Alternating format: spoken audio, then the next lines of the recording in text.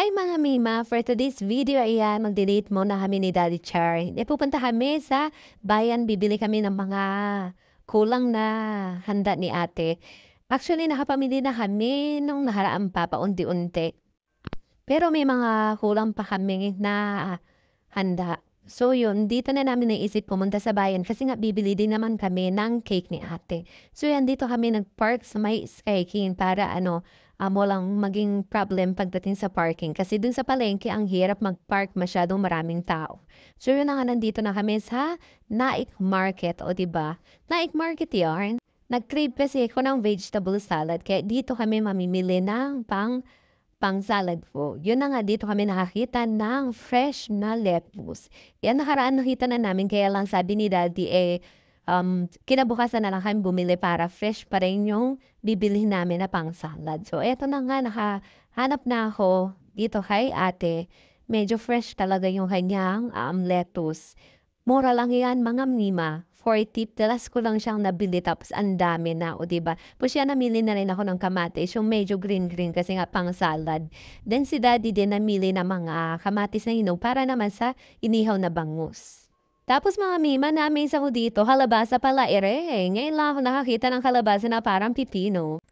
Yan na nga, pagkatapos na mamili ng pang vegetable salad, dito naman kami pumunta sa mga isdaan kasi bibili si Tati ng bangus para pang ihaw niya. Pulutan daw nila. Sobrang lalaki ng bangus dito mga Mima.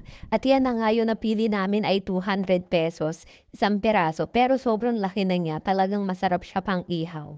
Pagkatapos nga namin bumili ng isda, yan nakakita si Daddy ng buko, kaya huminto muna kami. At medyo naiinitan na din kami dyan, kaya napalamig muna kami. Buko pampapawi ng uhaw sa mainit na panahon. Naks, talaga naman kumuhay pa ang Daddy, oh. Pumunta na nga kami sa Red Ribbon para bumili ng cake. Dapat sa Goldilocks kami bibili since mas malapit yung Red Ribbon sa palengke, kaya dito na rin kami bumili ng cake ni ate. Pero mga Mima, mas gusto ko talaga ang Red Ribbon kaysa sa Goldilocks. Pero same naman din silang masarap. Pero kanya-kanya kasi tayo ng taste. Mas bet ko kasi ang Red Ribbon. Namimili na ako mga Mima ng cake na para kay ate. Grabe no, sobrang mamahal na talaga ng bilihin ngayon. Dati sa halagang 300 may cake ka na, pero ngayon hindi ka na makakabili ng cake na halagang 300. Yung napili kong cake ni ate ay yung square na lalagyan ng dedication na happy birthday. At syempre bayad muna ang person. Maglalagay na rin ako ng message para sa cake. 670 nga pala yung binayaran ko na cake ni ate, chocolate flavor. Pagpunta ko nga dito, grabe nakita ko yung basket na yan, na-amaze ako kasi super liit niya. Nabili ko na nga yung cake ni ate, kaya pauwi na kami. Grabe, ito talaga yung struggle kapag ka nakamotor ka, tapos tirik na tirik yung araw. Ako pa naman mga Mima, meron akong migraine, kaya kapag ka sobrang init, yun, sumasakit talaga yung ulo ko. Tapos marami ka pang bit-bit na mga pinamili.